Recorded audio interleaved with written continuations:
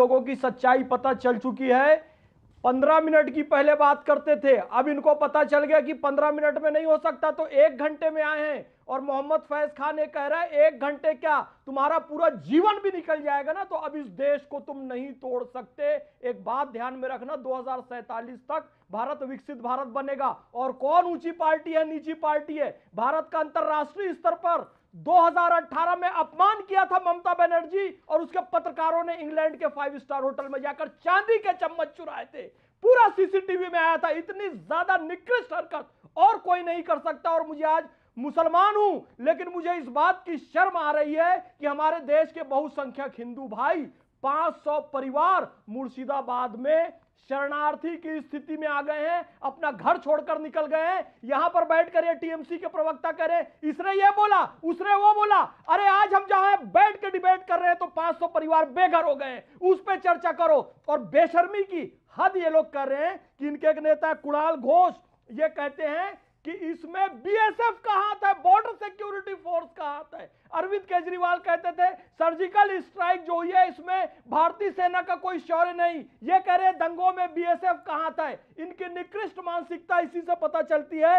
मैं बताऊं कि चाहे वो भारतीय राष्ट्रीय कांग्रेस रही हो ह्यूम के समय की, या ममता बनर्जी और सोनिया गांधी के समय की, या तृणमूल कांग्रेस, या शरद पवार की राष्ट्रवादी कांग्रेस, इनका एक ही मानना है कि इस देश को तोड़ दो और देश के भाईचारे अखंडता को तोड़ने के लिए काम कर रहे हैं। कांग्रेस स्पोक्सपर्सन। ओके प्रियंका जी, ठीक है, तो आपने अपनी बात को रखा। एक सेकंड तौसीफ होल्ड करिए। प्रियंका जी, देन सुनील यादव जी। प्रियंका जी, क्या आपको लगता है जो बात बोली गई इमरान मसूद के द्वारा, जो बात बोली गई जेएमएम और कांग्रेस सरकार के एक मंत्री द्वारा, वो बात गलत है? देखिए, मुझे लगता है कि ये देश संविधान से चलता है और कानून से चलता है। आपको अपना विरोध प्रदर्शन करना है तो शांतिपूर्ण ढंग से करना चाहिए। और मुझे नहीं लगता कि किसी तरह का कोई भी जो हिंसा है उसको कांग्रेस प्रमोट करती है। कांग्रेस का हमेशा से ऑफिशियल स्टैंड ये रहा है कि हम शांतिपूर्ण ढंग से जो भी बात रखेंगे सिर्फ शांतिपूर्ण ढंग से रखेंगे, कानून के दायरे में रखेंगे और संविधान के दायरे में रखेंगे। और मुझे लगता है कि किसी भी नेता को ये अधिकार नहीं है कि उसको कोई किसी तरीके से कोई वायलेशन की तरफ ले जाया जाए।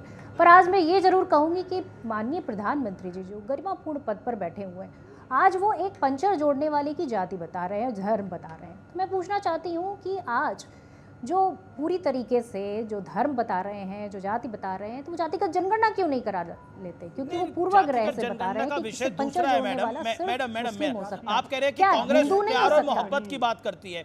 मैं प्यार और मोहब्बत की बात करता हूँ। 60 मिनट में जिस संविधान की आप बात करते हैं, आपके सांसद कह रहे हैं 60 मिनट में इस कानून को हम बदल देंगे। 60 मिनट में। बीजेपी की सरकार ने तो जेपीसी के पास भी भेजा इस कानून को। बीजेपी की सरकार ने तो दूसरी बड़ी बहस कराई देश के सदन में एनडीए की सरकार ने। कांग्रेस के सांसद कह रहे हैं 60 मिनट में बदल देंगे। और एक और आपके मंत्री कह रहे हैं कि शरीयत मेरे लिए बड़ा है, हम पहले शरीयत को पकड़ेंगे उसके बाद संविधान को। आप ही के मंत्री हैं। देखिए अमीर जी, मैं सब अरे भाई बड़ा छोटा कुछ कोई भी कह सकता है, पर देश संविधान से चलता है। कांग्रेस पार्टी संविधान से चलने वाली पार्टी है। और मैं दूसरी तरीके से बता दूं आपको, उन्होंने जो भी कहा, नहीं सुनिए, उन्होंने जो अरे भाई उन्होंने ये तो नहीं कहा कि हम हिंसा करने जा रहे हैं। उन्होंने कहा 40 मिनट में हम बदल देंगे। हो सकता है कानून के माध्यम से बदल दें। आपने इसको कैसे हिंसा से कैसे जोड़ लिया अमित जी? मुझे नहीं पता कि आपने किस तरीके से इसको हिंसा से जोड़ लिया। मैं हिंसा से नहीं जोड़ा, मैं तो संविधान से ही जोड़ रहा हूँ। बैठ के बैठक भी हो सकती है। मैं तो कह रहा हूँ संवैधानिक प्रक्रिया में जिस काम को करने में 8 महीने लगे, अमित जी आप भी पूर्वाग्रह से ग्रसित लग रहे हैं मुझे। अरे भाई अमित जी, नहीं अब ये बताइए अमीर जी, आप भी पूर्वाग्रह से ग्रसित नहीं लग रहे हैं? आप ये बताइए, क्योंकि मैं नहीं समझती कि उन्होंने कोई ये भी कहा कि मैं ऐसे कर दूंगा, मैं वैसे कर दूंगा। ये तो मैं पूर्वाग्रह से ग्रसित हूं। और इमरान मसूद, अंसारी साहब, हसन अंसारी साहब, ये किसी इनकी तबीयत बिल्कुल ठीक है। और इस तरह के एक व्यक्ति कह रहा है मेरे लिए संविधान बाद में है, शरीयत पहले है, वो किस चीज से ग्रसित है? प्रियंका जी आप ही जानकारी दे दीजिए। अच्छा ये बताइए अमीर जी, ये बताइए। नहीं, एक अगर आपकी सरकार का मंत्री ये कह रहा है, आपके अलायंस का मंत्री ये कह रहा है कि शरीयत मेरे लिए बड़ी है, हम पहले शरीयत को पकड़ेंगे उसके बाद संविधान को पकड़ेंगे। एक मंत्री कह रहा है कि आने वाले दिनों में विस्फोटकारी होंगे, वक्फ कानून झारखंड में लागू नहीं होगा। विस्फोटकारी क्या होता है? पार्टी का स्टैंड तो नहीं है ना अमित जी। अरे अमीश जी, ये बताइए, कांग्रेस पार्टी ने तो नहीं कोई स्टेटमेंट दे दिया है ना। आपका कांग्रेस मंत्री पार्टी तो कह रहे हैं हमेशा मैडम, से कहती आपका है, ये सांसद संविधान कह रहा है, से चलने आपके वाली लिए पार्टी कांग्रेस है। पार्टी का पर मैं स्टेटमेंट अमीश जी नहीं है। आपसे एक बात पूछना चाहती हूँ।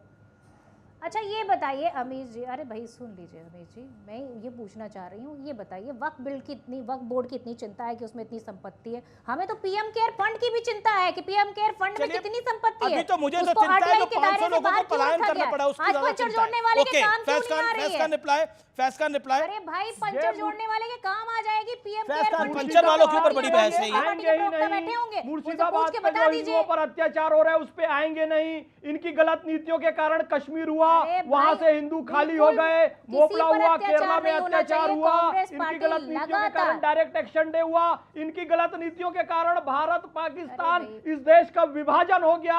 अभी भी ये मुर्शिदाबाद पे नहीं बोलेंगे, केवल इसने क्या कहा आगरा उसने क्या में, कहा यही कहते उत्तर रहेंगे। प्रदेश, सच्चाई आगरा में सामने यहाँ आ चुकी तलवारें, है आप लोगों हथियार की। लहराए कभी गए, 15 तो मिनट, उस- कभी बोटी उसको बोटी, भी कभी 1 कांग्रेस घंटा, पार्टी पूरी कभी तरीके देश से संविधान विरोध से करती नई है। शरीयत कांग्रेस से पार्टी चलेगा। तो ये फिर चाहती कहते हैं हम तो है बाबा कि अगर साहब आपको का आदर किसी का करते भी हैं, विरोध बाबा करना साहब है की तो जयंती आप के दिन बाबा शांतिपूर्ण साहब ढंग के से करिए। संविधान का अपमान आप आप लोग करते हैं। संवैधानिक दायरे मैं में ये रह के कहना करिए। चाहूंगा, प्रियंका जी, और शांत बाबा हुई तो साहब भी की सुन लीजिए, सोच 20 को सेकंड। समझिए और बाबा साहब की सोच को अनुच्छेद समझिए। 356 और अगर आपको नहीं समझ में आता है तो ये कोई एक तरीका सेकंड, नहीं ऑल है। Audios down, all audios down. Gaurav Bhatia, Gaurav Bhatia, Gaurav Bhatia का मैं रुख करता हूं सीधा। गौरव भाटिया, फिराद हकीम का आपने स्टेटमेंट सुना और वो कह रहे हैं कि पलायन तो हुआ है, बंगाल टू बंगाल हुआ है, बड़ी बात क्या है इसके अंदर?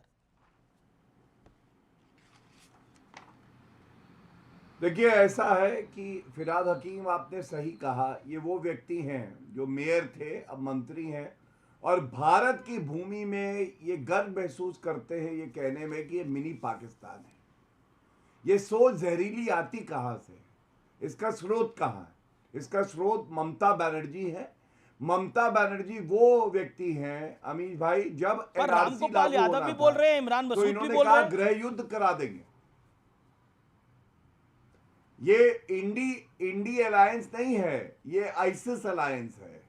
ये जो आतंकवादी गतिविधियां करती है ना संस्था, ये सब उसी से मिले हुए ओके, हैं। सुनील ये यादव, चाहते हैं comment on यहाँ this. पे एक मुस्लिम देश बने। सुनील जी, इस्लामिक देश। सुनील इनको यादव। कोई मतलब नहीं है ओके, भारतीय सुनील। जनता से, संविधान सुनील से। यादव, सुनील यादव पहली बार आ रहे हैं, पहले तो मैं माफी चाहता हूं, मैं लेट आ रहा हूं सुनील यादव, क्योंकि विषय बहुत बड़ा है और बंगाल का टॉपिक है। Make your point Sunil ji. देखिए अमीश भाई, वो कह रहे हैं मैं इस इंडिया पक्ष का अलायंस जो है, व्यक्ति पूरा नहीं हूं इंडिया अलायंस जो कि है वो कोई ये ISIS कहे अलायंस है। ये राष्ट्रीय चैनल पे बैठ करके सत्ता के लोग अगर विपक्ष के बारे में इस तरीके का प्रचार करेंगे तो इससे ज्यादा दुर्भाग्य क्या हो सकता है।